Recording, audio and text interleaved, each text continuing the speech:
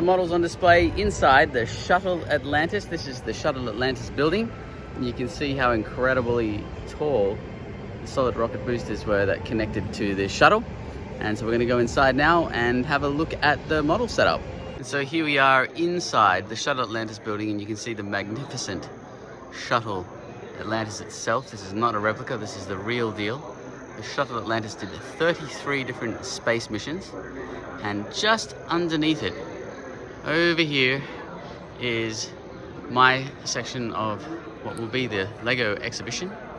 And the models are set up on display. They've got a cool little sign that they made for me, just announcing the grand prize winner from 2019 NASA space competition. So here's a quick demo of the different models that I made for the display and the Lego exhibition. The main prize was from 2019. That was the Moon to Mars transport system, which is behind me. But I made a bunch of extra models as well as a bonus for displaying here. So this was a Mars rover I made for Kennedy Space Center specifically. And next to that is a micro rover, which is kind of like the Sojourner, which is on the surface of Mars already. And I put LEDs in all of the different models. But this one here is the prize-winning Moon to Mars transport system. This was 5 years in the making. The competition was won in 2019, but with COVID delays and having a newborn, I just wasn't able to get here. So this is the first time I've been able to come out and actually put this together. So I'll just go over some of the features of the Moon to Mars transport system. So at the front here, you've got a retractable robotic arm, kind of like inspired from the Canadian arm they used on the ISS. But you've got a solar array at the front here, so they can generate electricity. And in here is the cockpit or the control center right at the front. If you look down the front, I've actually got a tribute to the Shuttle Atlantis space tile at the back there. And just behind that is the centrifuge, also known as a centrifugal force-based gravity belt. And this would spin and simulate 1G gravity for the astronauts. In here I've got lots of different features, but there's a funny one down here, a little pizzeria, because who doesn't love pizza, right? So behind the centrifuge we have kind of like a health and well-being hydroponic plants area that the astronauts can chill out and relax. And behind that is another two pods. This one is the sleeping quarters. I just wanted to open up one of the pods to show you this guitar that features in the sleeping quarters pod. That specifically was mentioned by Chris Hadfield, how much he thought that was a cool little feature. Chris Hadfield was the commander of the International Space Station. He's a Canadian astronaut, probably one of the most famous astronauts at the moment, and he did a bunch of YouTube videos where he was playing guitar in space in zero gravity or microgravity. And he's a complete legend. He's got an amazing video series, master series, that you can watch online. But yeah, this was just something that I thought I'd mention because I'm a big fan of Chris Hadfield, and he sent me a signed photograph to say congratulations on the competition. So that was a really, really nice thing for him to do. He didn't have to do that, and I really, really appreciate that. On the other side is another big pod, which is like a geo lab, a geology lab, and a place where the scientists can do experiments. So there's a lot of detail I've tried to put into this particular model, and put LEDs all the way through it, just to give it a bit of spice, a bit of energy, make it come to life. Got the engine at the back here, and down here is an area for the astronauts to play games and do a bit of sport or whatever they want in low G. So behind the Moon to Mars transport system, I've got the habitat. So it's a Mars habitat. You've got minerals in the ground here that light up. You've got a hydroponic plant system area. You've got a scientist here with a magnifying glass watering some of the plants. Control area. You've got sleeping quarters with the Mars Ascent vehicle poster in the background there. Also got another geo lab back here. Some astronaut and a scientist doing some research. Also have an airlock system, so you can go in and outside of the hab. That's very important.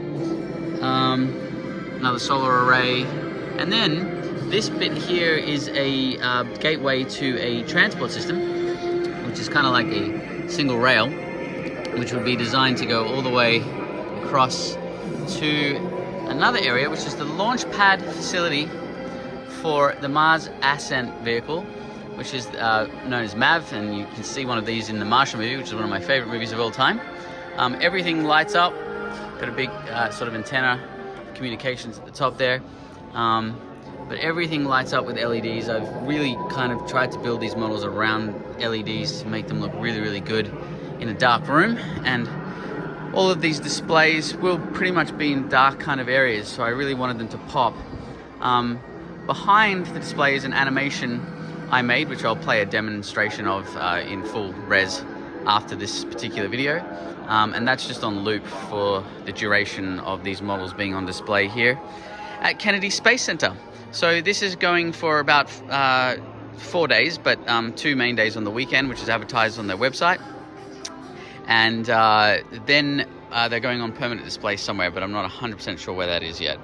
So this is the area that the Lego models are on display, and it is just an absolutely mind-blowing and inspiring place to be.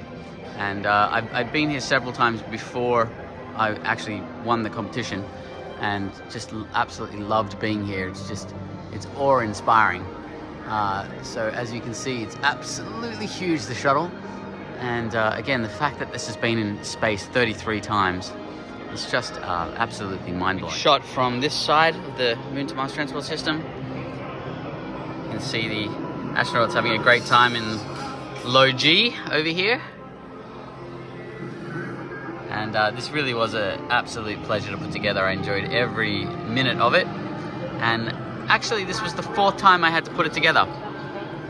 So the first time I put it together, it didn't have any LED lights in there. And so it really didn't sparkle, or it didn't move, and it was just kind of a little bit boring. So the second time I built it with some LEDs.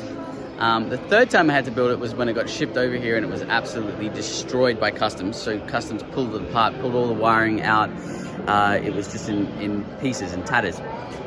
So I had to rebuild it a third time over here, and then a 4th time because you couldn't really see into the pods very clearly. It didn't have enough LEDs in there. So I pulled it all apart again and rewired all the wires back through into the pods so you could see inside a lot clearer. And that made everybody happy, including the people at NASA and the students from Space Camp that were complaining about the fact they couldn't see into the side of the pod. So I've done a few different space camps here while I've been at Kennedy Space Center, spent some time with the students answering their questions about long-term space travel and about the model and why I designed the features in the model. We talked about radiation deflection. We talked about the need for areas where the astronauts can hang out and chill and have some R&R. And we talked about the need to grow food and generate water and stay safe, and also having an area where they could have some artificial gravity, because having gravity in long-term space travel will be extremely important.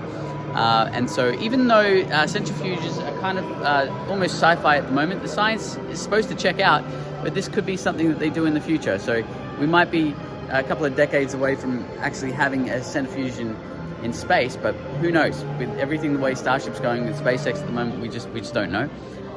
But it's fascinating stuff nonetheless, and I have really enjoyed putting all this together and spending time with students and with people from NASA and from civilians and tourists and just general space and Lego enthusiasts from all around the world. I even spoke to people that lived around the corner from Denmark, the Lego headquarters, who are sending videos and photos to all their friends over there. So that's kind of nice, and it's very complimentary. But the most complimentary thing out of everything is the fact and the honor that I get to be here, to put these Lego models on display, and to spend time in one of the greatest facilities on the planet underneath the Shuttle Atlantis.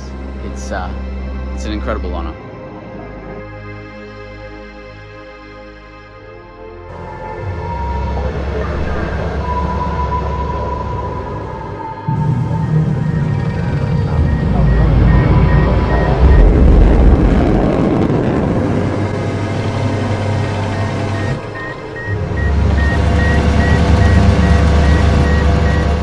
Houston, how's that feel if you're going to be take up the Mesa far away?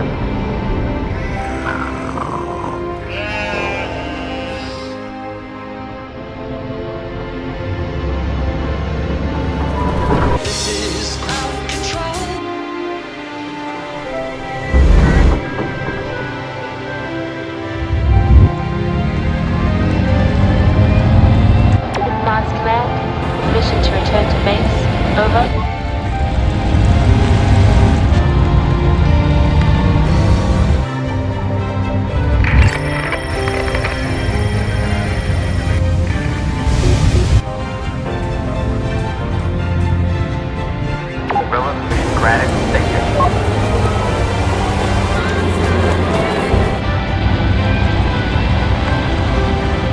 Get an up-close look at the spacecraft that took us to new frontiers in our ongoing quest for humans to travel to Mars and beyond.